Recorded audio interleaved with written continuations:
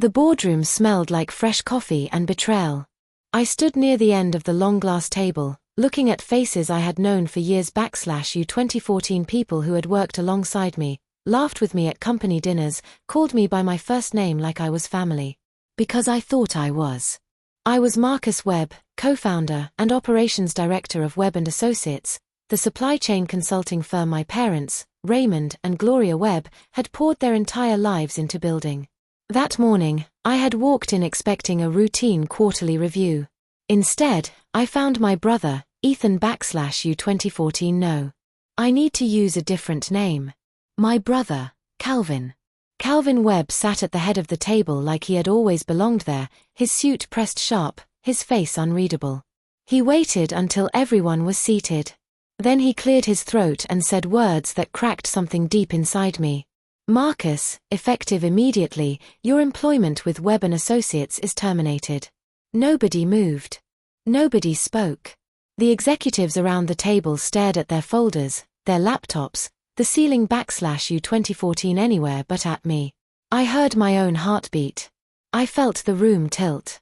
It wasn't the words alone that hurt. It was the calmness in Calvin's voice. Like he had rehearsed this. Like he had been looking forward to it. I didn't cry.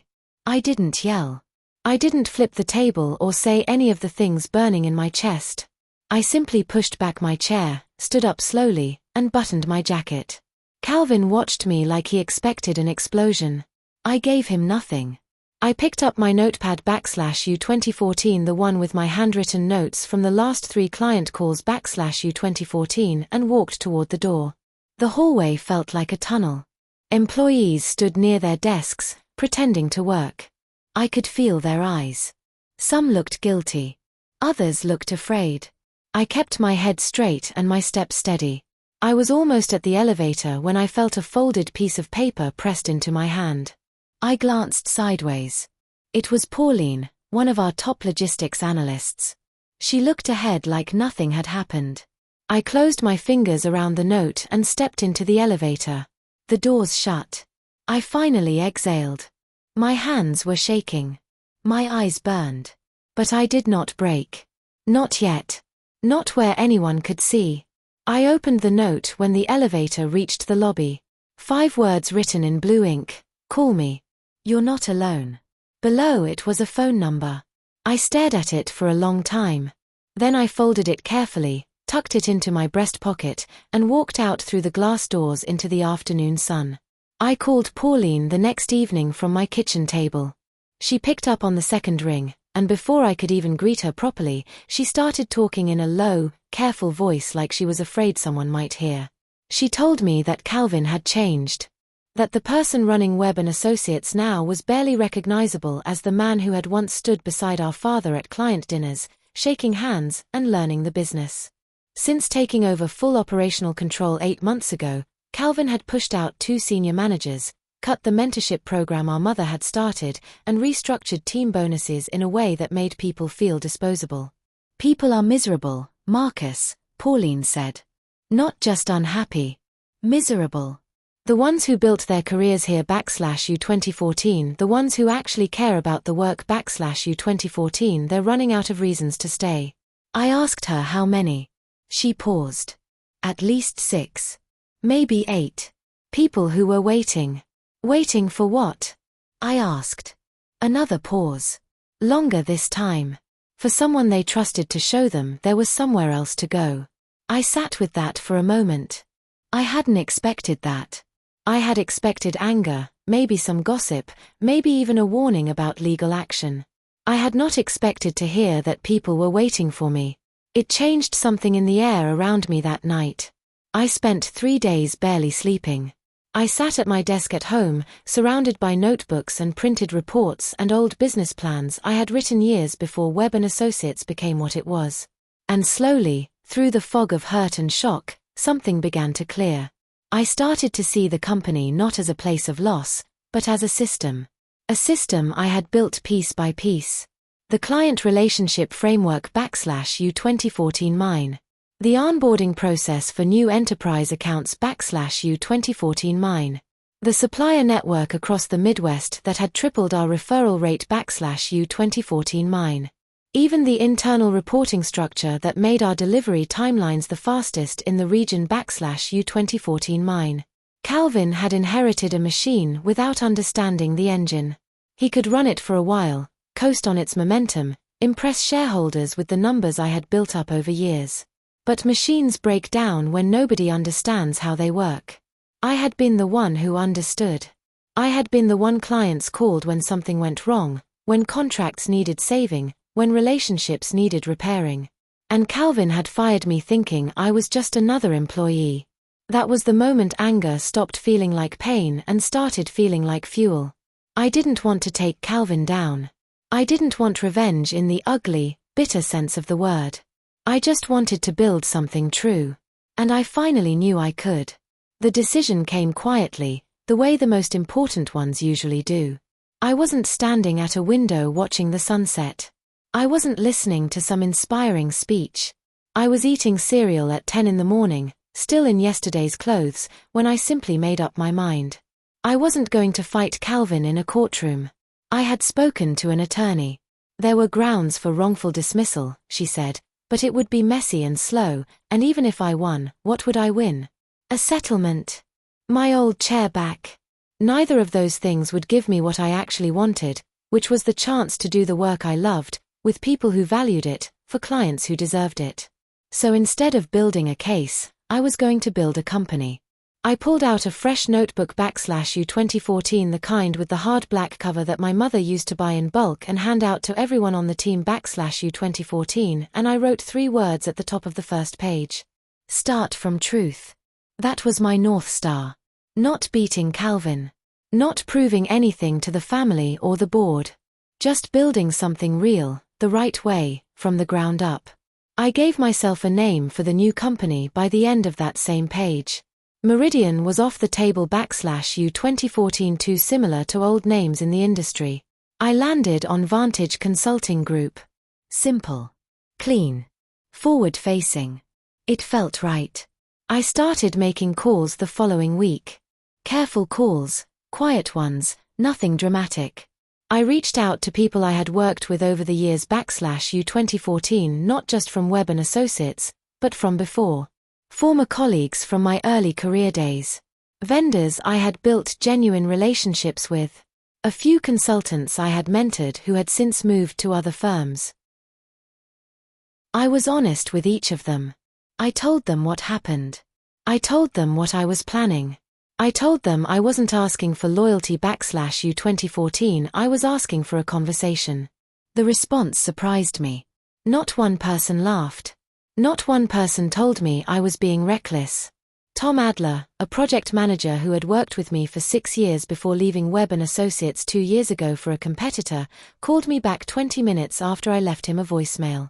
I've been waiting for you to do this, he said. I'm in. Priya Nair, a data analyst I had brought onto a contract project 3 years back and who I thought would never leave her stable government role, emailed me 2 days later with a single line, "Tell me when to start." By the end of the second week, I had 6 people ready to build something new with me. 6 people who believed in the work before there was even a company to believe in. That felt like more than enough. We didn't rent office space right away. We didn't print business cards or build a flashy website. We met in my living room on Tuesday evenings with laptops and takeout containers, and we built Vantage Consulting Group the way good things are actually built / 2014, slowly, carefully, and with a clear purpose. Tom led operations strategy. Priya handled data and analysis. I brought in 2 more people over the following weeks. Felix, a logistics specialist I had worked with on a regional rail contract 5 years back, and Amora, who had been a senior account manager at a Chicago-based firm and had reached out to me after hearing through the industry grapevine that I was planning something. We were lean, but we were sharp. Every process we built to last. And then, 3 weeks in, I got a call from a client named Hargrove Industrial, a mid-sized manufacturing company based in Ohio. I had personally managed their account at Webb and Associates for 4 years.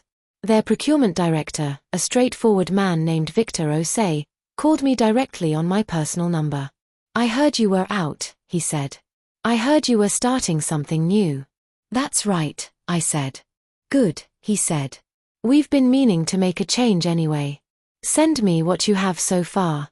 That was our first client. And with Hargrove Industrial on board, Vantage Consulting Group stopped being a plan and became a business.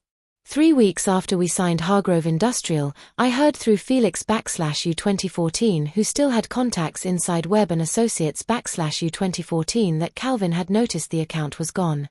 Hargrove had been a mid-tier client, not one of the big flagship names, so the quarterly numbers barely showed a dent. Calvin apparently looked at the report, raised an eyebrow, made a note to have someone follow up, and moved on. He wasn't worried. Why would he be? One client leaving was normal churn. It happened in every firm. You replaced them, moved on, and didn't lose sleep over it. What Calvin didn't know/U 2014 what I knew, because I had built the relationship/U 2014, was that Victor Osei was not just a procurement director at a manufacturing company. Victor sat on the Regional Supplier Council for the Midwest Industrial Alliance, a network of over 40 mid-market companies that shared vendor recommendations, contractor reviews, and consulting referrals with each other regularly. Hargrove Industrial wasn't a single account. It was a door. And by the time Calvin's team followed up to check on the account status, that door was already open, and we were already walking through it. I didn't gloat. I didn't send Calvin a message. I just put my head down and kept building. The best response to being underestimated has always been quiet results. By month 4, Vantage Consulting Group had 7 active clients. By month 5, we had 11. The growth wasn't happening because of advertising or cold outreach campaigns. It was happening because of something older and more powerful than any marketing strategy/U 2014, word of mouth backed by real results. Victor introduced us to 3 companies in his network. 2 of those companies referred us to others. Priya's data modeling helped one client cut their supplier costs by 18% in the first quarter, and that client's CEO mentioned us by name at a regional business breakfast that apparently half the room attended. We were doing what I had always believed good consulting should do, making clients look smart, making their operations cleaner, making their numbers tell a better story. People started returning calls faster. Meetings that used to take 2 weeks to schedule were now happening within days. I could feel the momentum shifting. It reminded me of the early days at Webb and Associates, when my parents were still deeply involved and every win felt like proof that the whole thing was real. Except this time, the wins were entirely ours. There was no family name to open the door. No inherited reputation to borrow against. Every new client we signed was a client who chose us because of what we actually delivered. That felt different. That felt clean. The first time someone outside our immediate circle mentioned Vantage Consulting Group in a public space, I almost missed it. Tom sent me a screenshot one morning/U 2014, a comment thread in an industry LinkedIn group where a procurement manager from Indianapolis had written, "Has anyone worked with Vantage Consulting out of Chicago? Heard strong things from 2 of my contacts." Below it were 3 replies, all positive. Tom had added one comment of his own, /UD 83D/UD 25. I stared at the screen for a long moment. 5 months ago I had been standing in a boardroom being fired. Now people in my industry were asking about us by name. The snowball was rolling. And then, 2 days later, Felix sent me a different message. Short. Just a few words and a link. Calvin saw this. You should know. The link led to a short trade newsletter blurb that mentioned Vantage Consulting Group as an emerging player in Midwest supply chain consulting. The article named me as the founder. Felix said his contact inside Webb and Associates told him Calvin had called an internal meeting after reading it. That he had gone quiet for a long stretch in the middle of the meeting. That he had asked someone to confirm whether the Marcus Webb mentioned was indeed his brother. When he got the confirmation, the meeting ended early.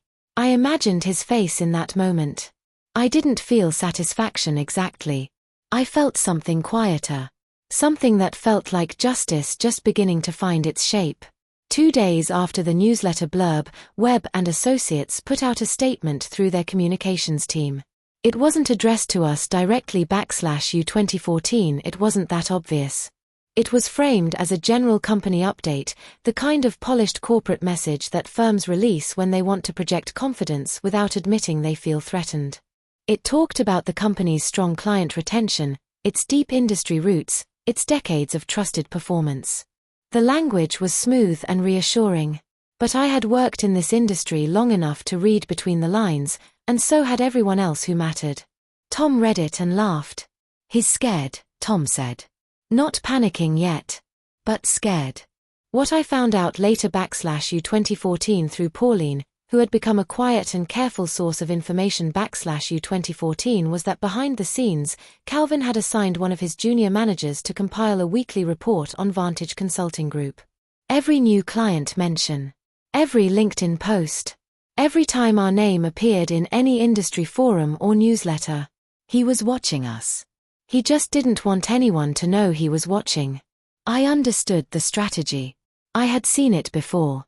You dismiss something publicly to protect your image while monitoring it privately to protect your position. It was a defensive move dressed up as confidence. And defensive moves, I had learned from my father, were always the first sign that someone had already lost the initiative. Month 6 was when the talent started moving.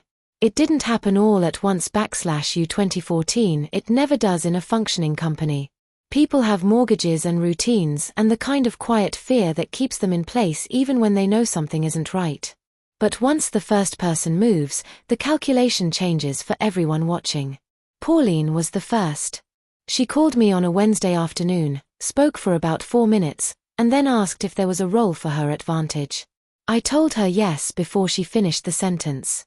She started 2 weeks later, and within her first month she had already restructured our client communication system in a way that saved us hours every week. Then came a project coordinator named Donovan, then a senior analyst named Keisha who had been quietly miserable at Webb for over a year.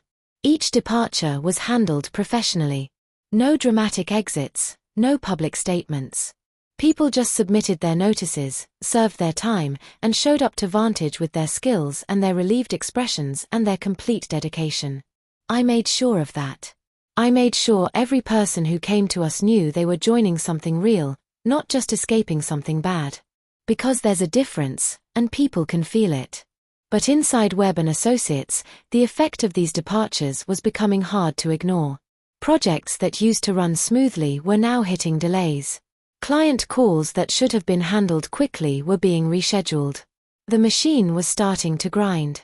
Calvin called me on a Thursday evening, 6.5 months after he had fired me. I was at my desk reviewing a contract proposal when my phone buzzed with his name. I looked at it for 3 full rings before I answered. Marcus. His voice was controlled, but I knew him well enough to hear the tension underneath it. Calvin. We should talk, he said. We are talking, I said. A pause. You know what I mean. About what you're doing. About this company you've started. I've started a consulting firm, I said. I'm doing the work I've always done. That seems pretty straightforward. You're targeting our clients. I'm building relationships with people in our industry, I said. Some of them happen to have had prior experience with Webb and Associates. I can't control what their experience was. Another pause, longer this time. Marcus, this isn't the way to handle this. I held the phone a little tighter. Something in me wanted to remind him of the boardroom. The cold faces. The way nobody looked at me when he read out my termination. But I didn't go there. Instead I said, quietly and clearly, Calvin, you told me I was no longer part of your company. I believed you. I moved on. That's all I'm doing. He had nothing to say to that. We ended the call shortly after. My hands were steady. The Kellner Group contract had been on Calvin's radar for 2 years. Kellner was a large logistics company based in St. Louis, the kind of client that any consulting firm in the Midwest would consider a major win / 2014 multi-year engagement, significant revenue, and the kind of visibility that attracted other clients of the same size. I knew about it because I had been part of the early relationship building at Webb and Associates. I had met the CEO, a sharp woman named Diane Reeves, at a conference 3 years ago and had stayed in loose contact with her since. When Vantage started gaining traction, I reached out to Diane directly. Not to pitch immediately /U 2014 just to reconnect. We had 2 calls over a month. I listened more than I talked. She told me what her company needed. I showed her what we had done for Hargrove and 2 other clients. The numbers were clear and the results were real. When Kellner Group formally issued a request for proposals, 3 firms submitted /U 2014 Webb and Associates among them. We submitted ours on a Tuesday morning, and I felt strangely calm about it. Diane called me personally 2 weeks later. "We're going with Vantage," she said. "Your approach is exactly what we need right now. And frankly, the people behind it matter." I thanked her and hung up and sat very still for about a minute. Then I walked to the main room where my team was working and told them. The cheer that went up was the best sound I had heard in years. Winning Kellner was the moment the cracks inside Webb and Associates stopped being invisible. I heard about it first from Pauline, who still had close friends there. After the Kellner decision became known internally, Calvin reportedly held a meeting with his leadership team that did not go well. Voices were raised.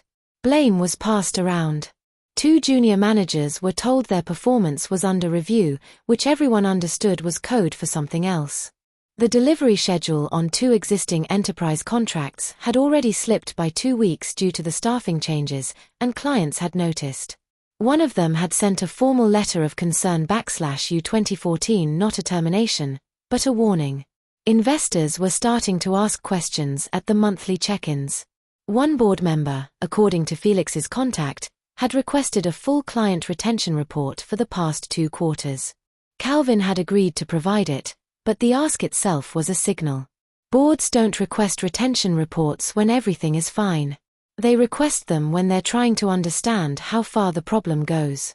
I want to be honest here, I did not feel happy about this.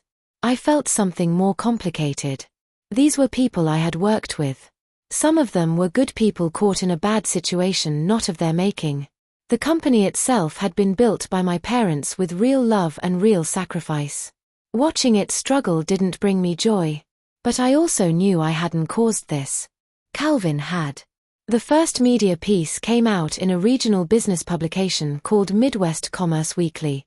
It was a profile on emerging consulting firms disrupting traditional players in the supply chain space.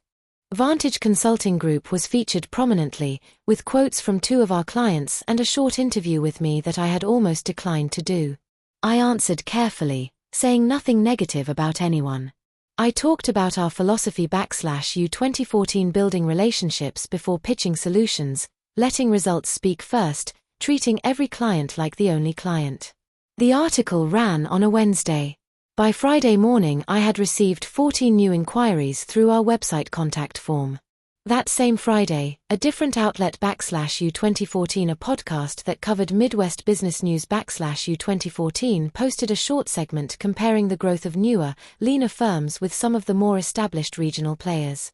Webb and Associates was mentioned by name as a company navigating a transitional period. That phrase /U 2014, navigating a transitional period /U 2014, was the polite industry term for struggling without admitting it. Calvin's PR team issued a quick response praising the company's stability and long-term vision. But in the comments section of the article, 3 separate people /U 2014, all anonymous /U 2014, left remarks expressing frustration with the company's recent performance.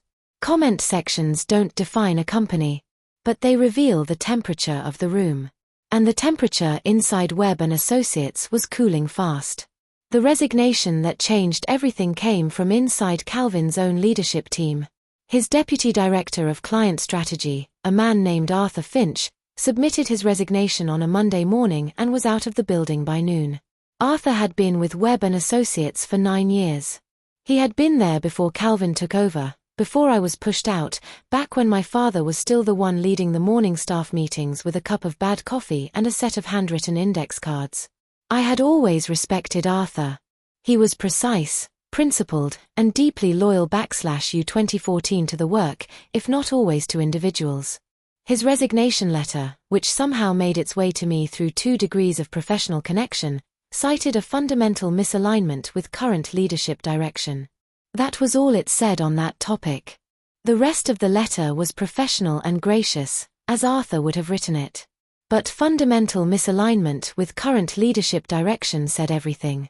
When someone like Arthur Finch, who had survived multiple leadership transitions and company restructurings without complaint, finally writes those words /you 2014 people take notice. Clients took notice. Investors took notice. 2 board members reportedly called Calvin directly that week to ask what was happening. And for the first time since this all began, I heard from Felix that Calvin had looked genuinely shaken in a staff meeting. Not angry. Not controlling. Shaken. There is a difference. 7 months after Vantage Consulting Group held its first Tuesday meeting in my living room, we crossed a milestone I hadn't let myself think about too directly. We signed our 15th active client. We had a team of 14 people, all of whom had chosen to be there. Our operating margin was ahead of our own projections by 22%, and we had a waiting list /U 2014 an actual waiting list /U 2014 of 3 companies wanting to engage us for the following quarter. Tom framed it in a way that made it land properly. Marcus, he said, standing at the whiteboard in our actual office /U 2014 we had rented proper space by month 5 /U 2014 we're not just surviving. We're leading. He was right. But the moment I remember most from that period wasn't any single contract or any set of numbers. It was the morning I arrived at the office early and found Amora already there, working through a client presentation with such focused energy that she didn't hear me come in. I stood in the doorway for a moment watching her work, and I thought, this is what it feels like when people build something they believe in. And then I thought of Calvin. I thought of that boardroom. And I understood, clearly and without any bitterness, that he had not fired me because I was a problem. He had fired me because he was afraid of what I represented. Firing me hadn't solved that fear. It had just given it a new address. Calvin's first desperate move came in month 8. Webb and Associates announced an aggressive new pricing model /U 2014 a significant reduction in fees across their standard service packages. The announcement was framed as a client appreciation initiative. Industry people saw through it immediately. You don't slash your pricing structure in the middle of a stable market unless you're trying to stop clients from walking. The immediate effect was a small wave of interest from cost-sensitive companies, a few of whom reached out to Webb. But the secondary effect was more damaging. Existing clients began asking why the pricing had been high before. Were they overpaying? Were the results really worth what they had been charged? The questions themselves eroded trust in ways that a price cut couldn't repair. The second move was worse. Calvin's team reached out to several companies in our active client list with what could only be described as unsolicited comparison packages, essentially documents suggesting that Webb and Associates could handle the same scope of work at a lower cost with better institutional stability. 2 clients forwarded these packages to me directly, with notes expressing their discomfort. Victor Osei called me personally. This feels desperate, he said. It doesn't feel like a company that's confident. I agreed. But I also told him that we weren't going to respond in kind. We were going to let our results make the argument. And then we went back to work. The Alderton infrastructure contract was the kind of opportunity that came along once in a serious career. Alderton was a nationally recognized infrastructure development company with regional offices in 4 states and a consulting budget that would have comfortably covered Vantage's full operating costs for the better part of a year. They issued a formal request for proposals to 5 firms. We were on the list. So was Webb and Associates. I found out we were both invited on the same afternoon, and for one long moment I let the weight of that settle over me. This was the moment. Not because winning would destroy Calvin, I had stopped thinking in those terms months ago. But because winning would prove, definitively, that Vantage Consulting Group had crossed from promising to dominant. The evaluation process was thorough. Alderton's leadership team was serious, experienced, and impossible to impress with surface-level polish. They wanted documented results, measurable impact, and evidence that a firm could scale with them through a multi-year engagement. We had 9 months of results now. Real ones. Numbers, testimonials, case studies, before and after analyses that spoke plainly and precisely. I told my team to prepare the proposal the same way we always prepared our work, with honesty, specificity, and no decoration that didn't serve the client's actual needs. We submitted on a Thursday evening. Then we waited. The final presentations were held at Alderton's regional headquarters on a Tuesday. We went in the afternoon slot. Calvin's team, I later heard from someone at the venue, had gone in the morning. My team walked into that conference room carrying one printed proposal binder each and a simple slide presentation with 22 slides. No animations. No unnecessary graphics. Just clear information organized to answer the questions we knew Alderton's leadership would be asking before they even finished asking them. I led the presentation. I stood up and spoke the way I had always felt most comfortable speaking, directly, without pretending to be more certain than I was, but also without softening the things I genuinely believed. I talked about what we had built at Vantage. I talked about what we had learned from each client engagement. I talked about where we saw supply chain consulting moving over the next 3 years and exactly how we intended to help Alderton navigate that movement. When I finished, there were questions. Good ones, hard ones, the kind that show a room is actually listening. I answered each one. Priya handled 2 of the technical data questions better than I could have. Felix walked through the logistics modeling with a precision that made 2 of the Alderton executives lean forward in their seats. We left the building at 4:15. The drive back to the office was quiet, but it was a warm quiet. Not anxious. Not tense. We all felt it. We had done our best work. The call came on a Friday morning, 8 days after the presentation. It was Alderton's Chief Operating Officer, a measured, unhurried man named Gerald Park, who had barely spoken during our presentation but had watched everything with the kind of focused attention that tells you a decision is already forming. "Mr. Webb," he said, "we've completed our evaluation. We'd like to move forward with Vantage Consulting Group." I thanked him. I asked a few professional questions about next steps and timeline. I kept my voice level and my sentences organized. We arranged a follow-up call for the following Monday to begin discussing contract specifics. When I hung up, I sat in my office with the door closed for about 2 minutes. Not celebrating yet. Just being still with it. Just letting the reality of it settle. Then I opened the door and walked to the main floor and said 3 words, "We got Alderton." The room erupted. Tom actually knocked over his coffee. Priya covered her face with both hands. Amora and Keisha grabbed each other by the shoulders. Donovan stood up from his desk and started clapping like he was at a concert. Felix, who almost never shows much outward emotion, pressed his lips together and nodded very slowly, which from him was the equivalent of fireworks. I let it happen. I let us have that moment completely. We had earned it in every sense of the word. I heard about what was happening inside Webb and Associates not through any single dramatic announcement, but through the quiet accumulation of signals that serious people send when a situation is deteriorating. A second board member requested an emergency governance meeting. 2 more clients issued formal termination letters, not the warning kind, the final kind. Arthur Finch's replacement lasted 40 days before submitting his own resignation. A financial journalist who covered regional business reached out to me asking if I had any comment on the current difficulties at my former employer. I declined to comment, as I always had.